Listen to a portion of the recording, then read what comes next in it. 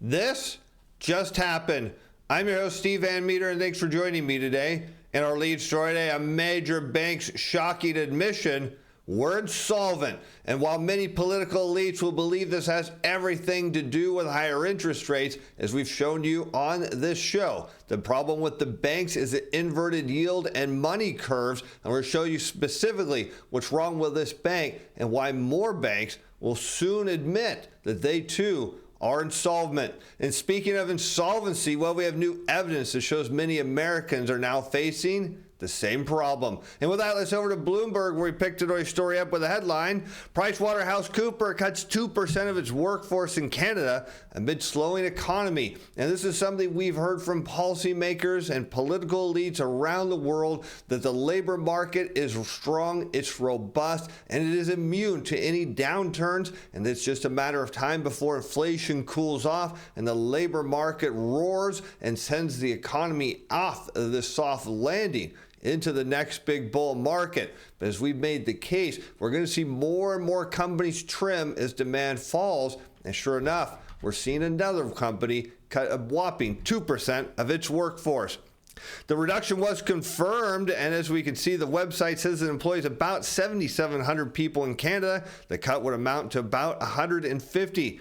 The Canadian economy looks to have entered a technical recession. Well, that means on paper only. This year, as the Bank of Canada holds interest rates at multi-decade highs to combat inflation, when in reality, they're just inverting money curves and yield curves, constricting the creation of credit. And as we've made the case, when you constrict the creation of new money in a debt-based economy, well, it's only a matter of time before demand falls. And next thing you know, we'll see rising unemployment claims. And just PricewaterhouseCoopers is just another company on the list that's trimming. And just think, those people that are losing their job, it's not a matter of just the fact that they've lost their job. Their consumption is going to drop, which is going to lead to a further decrease in demand. If you're thinking that means more layoffs, you've got it right. And further evidence demand is coming down. Well, now we head over to the fact that gasoline prices, despite consumer expectations that inflation is going to come roaring back, well, gas prices continue to fall. It's the cheapest Thanksgiving day for drivers since 2020. According to CNBC, here's where gas prices could go next. As millions of Americans gear up to hit the road for Thanksgiving, the national average is seen its longest streak of declines in over a year, reaching the 9th straight week as gas prices fall to their lowest level since January. And this amid the fact that we're expecting OPEC to perhaps at some point again tighten supply. The issue is we made the case, when you have inflationary issues and wages are not keeping up with it, we know that consumers have to deal with rents and food, which are stabilized. And I know they're coming down slowly, but they are starting to stabilize. Well, when you drive energy prices higher, it leads to a broad decline in demand, particularly on the discretionary side. And people travel less, they spend less, they consume less, and that means less energy. And we're starting to see that now in the data. As gas prices have plunged due to a combination of weakening oil prices and flattening demand for gasoline. The fall in gas prices, largely seasonal, like how they spin this, due to weakening gasoline demand, could extend for another week or two, leading to potentially the lowest gas prices since 2021 by Christmas. And of course, what we care about is not just the fact that this is a seasonal issue, because it's broader than that. It is actually a function of declining demand, but that also means inflation is coming down. And let's take a look at this next chart, because they did point out something that is absolutely correct in where crude oil prices go. Gasoline prices do follow. Here we have crude oil, West Texas Intermediate in blue against U.S. regular formations gas prices in red, both on a year-over-year rate of change. And we know that crude oil is kind of in contraction right now, looking like prices are going to roll over despite OPEC's best efforts to try to tighten supply. Again, we have expectations they're going to try to further tighten supply, but we've made the case, if you want to engineer a soft landing, if you want to give the consumer the ability to go out and spend, we need lower energy prices. The problem is Saudi Arabia and all the other OPEC nations, well, they're dealing with inflation too. And what do? Well, they need revenue and higher prices. The problem is the rest of the world doesn't. And sure enough, that means prices are indeed coming down as we look at consumer price index now overlaid against U.S. regular formations gas price. That and red both on a year-over-year rate of change. And sure enough, where gas prices go, we know the consumer price index follows. And so as we look forward to a mid-December Fed meeting, where we expect them to make, again, another policy mistake, where they have been talking about higher interest rates potentially. We can tell with falling gas prices, that means the consumer price index likely to head lower, putting the Federal Reserve in a position to maintain when they should be cutting, as we're seeing the rest of the central bankers around the world do. But one of the challenges that the Fed can't see is that consumer demand is plummeting right before their eyes. As we see, Kohls reports another same-store sales decline amid spending shift. And this is a challenge because sales dropped off after it reported a seventh straight drop in comparable sales, pointing to an ongoing decline in foot traffic and a broader shift away from consumer spending on discretionary goods like apparel. And this is exactly the case that we're making. When wages do not keep up with inflation, as many of you said in the comments, Steve, I know what they're saying, that we're doing okay, but reality is we're not. And that means in the end of the day, we have to cut spending. People are. Of course, wait till you see what I'm going to show you with American consumers, how they are on the brink of insolvency. And that means, of course, as we're going to look at more major banks are going to talk about how they are indeed insolvent. But here's the challenge as we go forward. Same-store sales for Kohls in the third quarter fell a whopping 5.5% worse than average analyst estimate of a 3.45 decline. Adjusted earnings, meanwhile, were 53 cents a share. So one thing, as we look at this, we're going to see broad-based declines in demand across the board. What we're seeing in Kohls, we're seeing at other retailers. I talked about Home Depot, Best Buy, Lowe's, Walmart, Target. They're all seeing the same thing. Consumers are tapped out because they don't have enough money, and that leads to more sales declines. But one thing that shouldn't be in decline, well, that's your trading account. Let me just show you how easy it is, because so many people said it can't be that easy to use your reports. Well, let's do an update on our QQQ trade. By the way, we'll have a full update on the Sunday show of all of our positions that we're showing you. Keep in mind there are 3 coupon codes for free month for CTA and MTP right now. If you get to the checkout and there's no place to put the code in, well, that's because 3 people beat you to it. But let's show you just how easy it is. Many people are just amazed. If we look back on October 9th, what did we see? The QQQ, the tech stocks coming off of a short position and starting to buy. That is one of the signals we look at and tell our subscribers to keep an eye out. And sure enough, a pair trade on our Momentum Timer Pro. Because remember, CTA looks at that machine positioning, and we talk about on Sunday how these machines move the market and they move tons of money. That's why they matter. From a technical perspective, we look at our Momentum Timer Pro report. This looks at things like the RSI, the MACD, the Stoch, and all those other things, smooths them all out, and on the same day had 1 daily buy count. That was our signal. That was what we were waiting for, and this is what happened. You would have taken a buy at open right here on this little green candlestick. If you would have done that, you'd been up 7.5%, despite the fact that it rallied down, told people to hold it because the machines were still here looking to buy. And as we head into, of course, you might remember that November or that December 8th date. That's when the buyout blackout window ends. Look for this trade to continue to go higher. But again, stay tuned on Sunday. Grab those coupon codes in the description while they last. Because something that's not going to last is a demand for Black Friday consumption, as it's finding picky U.S. shoppers are waiting for even bigger bargains.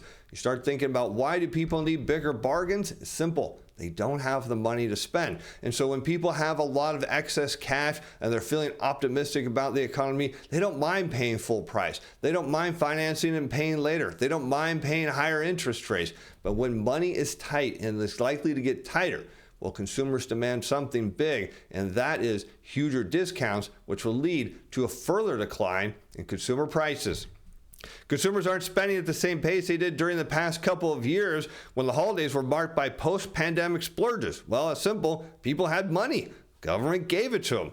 While estimates on brick-and-mortar Black Friday sales won't be available for some time, Salesforce expects online U.S. sales to grow 1% in November and December versus a year earlier, which would be the slowest growth in at least 5 years. Sales were in line with that figure on Thanksgiving Day and appeared to pick up speed on Black Friday, the company said. And there's a simple reason why consumers can't spend, as we've been making the case. The total compensation here, we're going to look at the consumer price index against total compensation, which is average weekly hours multiplied by average hourly earnings of production and non-supervisory employees. This is shown on a year-over-year rate of change. And what's happened is we've seen the consumer price index in blue outpace total compensation. So while many people were happy to get raises as they got them, they realized they weren't even near enough. And then briefly, policymakers got excited that we saw the wages start to pass inflation, and we told you, hang tight, it's going to roll over and head down. And now all of a sudden, that's what employees are seeing. They're starting to believe that they are not going to get the raises. They're not going to keep up with inflation. And indeed, they're going to start spending less, as we're starting to see in the data. Of course, that less spending will lead to less employees, and that will lead to less consumption again, and creating the spiral down into what we already know is at best going to be just a recession, at worst, as you're seeing when banks start to say they're insolvent, and all financial crisis. Other data companies are forecasting a similarly sluggish holiday shopping season. Adobe expects online revenue growth in the U.S. during the next 2 months to be 4.8% over last year. Now that sounds great, but it's well below the average annual rate if you can get a double digits. 13% growth before the pandemic. MasterCard sees U.S. retail sales online and in-store up 3.7%, and that's back to the pace of pre-pandemic growth. So what we're expected, and this happened, is all this pandemic money drove the bar up of demand, and now it's reverting back to where it was before. The problem is companies have inventoried up, they've staffed up, and their cost of doing business have gone up. And yet what we're seeing is demand's going down because all of the money from the governments that are handing them out went away. All the monetary stimulus is gone. And that means we're reverting back to the economy before. The challenge is we're not going to just stop there. We're going to accelerate to the downside because now we're seeing U.S. consumers are insolvent.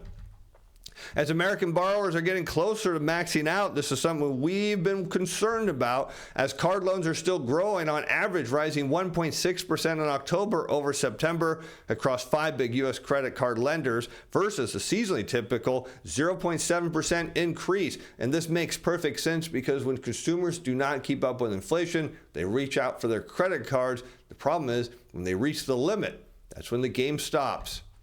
And here we can see the trend suggests that consumers are still willing and able to use their cards, portending well for retailers, as U.S. retail sales slowed in October, but by less than feared, and we're still at an overall solid level, well, at least for now. Some retail stocks jumped on hopes for holiday spending, which may be premature. But as far as people paying back those loans, the data so far is less compelling. The average rate of a 30-day plus delinquency across the big 5 lenders jumped 0.16 percentage points from September to October, above the seasonal jump of 0.06%.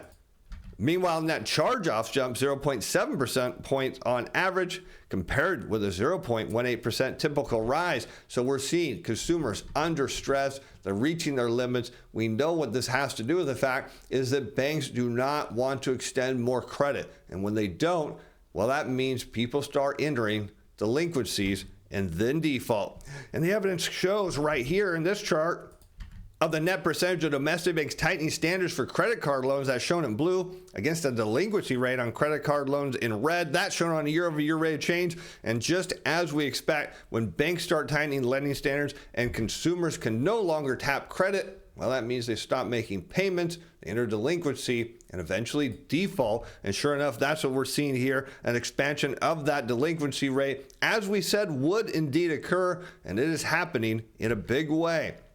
And a recent note published by the Federal Reserve Bank of Boston found that as July, consumers with annual household incomes of less than $50,000, whose accounts were delinquent on average, were utilizing 80 to 90% of their available credit. That means they're at the red line. They're nearly maxed out. They have no margin for error. And as they approach that limit, well, then that means their spending is going to stop in a huge, huge way, and that will have a major impact on the economy. This leaves those consumers with a very small amount of credit left on their accounts to cushion against the deterioration of their financial situation. Across all cardholder income groups as of July, average utilization rates, the ratio of outstanding credit card account balance to the account's credit limit, were above the February 2020 levels. Keep in mind, in late 2020, that was right before the pandemic. Then we're headed into the pandemic and everything shifted at that point. So the issue here is that consumers are tapped out of their credit. If we enter a downturn, they have no margin for error. They can't reach out to their cards to survive. That means they will be forced to cut their spending because they're insolvent. And when they stop making payments, which they will, well, the banks, which are already insolvent now, they just don't want to admit it. Well, they're going to go down too. But finally, one bank stepped up and said, hey, wait a minute, we've got a problem here. Let me show you first of all what part of that reason is. As China's Belt and Road eyes smaller projects, more use of yuan. And of course, it's all about money when it comes to banks. They need money to be created, money to move through the system. And sure enough, the Chinese yuan keeps falling, and Beijing's realizing it's a demand issue, which we've made the point all along is really the problem. As China plans to promote internationalization of yuan in the brick and road projects, according to a recent document, China will steadily push forward its use of local currencies and bilateral cooperations, encouraging greater use of the yuan and overseas investment by financial institutions. You want to create demand for your currency? Well, get people to use it, and maybe then your banks will stay solvent. As repeating a pledge it made in early 2015, Beijing said it would support foreign governments and companies with high credit ratings to sell yuan-denominated bonds in China. Meanwhile, qualified Chinese financial institutions and firms will be encouraged to sell bonds in yuan and foreign currencies abroad, with the funds raised to be invested in projects in BRI countries, and it makes perfect sense. You want demand for your currency? Get people to trade it. Get them to borrow when it create a necessary demand. China's starting to realize that the reason their currency is falling perhaps isn't due to a mismatch of Fed policy and central bank policy in their country, but the fact that the global economy is slowing, as we made the case, and nobody wants to use their currency. And such measures could expand international demand for the yuan, such as by creating channels where foreign investors can invest their holdings of the Chinese currency in, boosting its ambition of the yuan's global role. And of course, we know that they don't want to circumvent the dollar. There's no desire to do that. They just need something else to trade in, because when things get difficult and there's a global dollar shortage, as we're seeing now, what happens? Well, your property developers who borrowed in dollars start to fail. And as we pointed out, that the Chinese banks are largely insolvent. And now the first one just raised its hand and said, we're insolvent. Shan X, one of China's major shadow banks, declares itself severely insolvent. Shan X is one of China's largest shadow banks, private groups that provide financing through non-traditional institutions such as trust firms and wealth management funds. Shan X invests much of its investors' money in real estate projects. There you go. So we're gonna take your money, give it to these property developers, which are insolvent, and well, the expectation here is that we're going to be okay. Not a chance. Not a chance. And the group situation, which has gotten gradually worse since the summer, once again underscores the liquidity problems in the Asian giant shadow banking sector, which is worth an estimated $2.9 trillion, and now we're finding out is insolvent. And late on Wednesday, Shan X acknowledged in a letter addressed to its investors and seen by South China Morning Post that its total liabilities were up 460 billion yuan, or 65 billion, against assets of 200 billion yuan. At its peak, this wealth management firm was handling more than 1 trillion yuan in assets. Obviously, you want to make the case of why Beijing needs to create demand for their currency. You're seeing it right here in their shadow bank, severe insolvency. The company sent its letter that its assets are concentrated in debt and equity investments, and because they have long duration. There's the problem. So what happens when you have a long duration asset in a high interest rate market? It means you've taken a huge loss, at least on paper. That means you can't sell it because you're upside down on the asset. You have to just hope that you can keep collecting the cash flow. The problem is the cash flow is coming from the insolvent property developers who can't get homes built, can't get people in them because they don't have any money. Of course, this now comes back to why did Beijing come out and say, banks, you need to lend to them? Well, you start to look at the shadow banking sector and you can see exactly why. The course collection is difficult and the expected recoverable amount is low, liquidity exhausted, and asset impairment is serious, and it's only a matter of time before we see more shadow banks in China, and then eventually more banks come out and say they're insolvent. And that was why when we talked in the show yesterday, that risky move by China to come out and force its banks to give out unsecured loans, it's trying to save the system. The problem, my friends, is it's too late. The central bankers have kept these money curves and yield curves inverted too long. It's too late. Money is rapidly drying up in the system. You can see it across all the major industrialized countries. Insolvencies are starting to build, defaults are coming, and layoffs are just at the beginning of that phase. And when they start to accelerate, watch out below. And with that, I'm Steve Van Metre. Thanks for watching. Thanks for being fans. Bye now.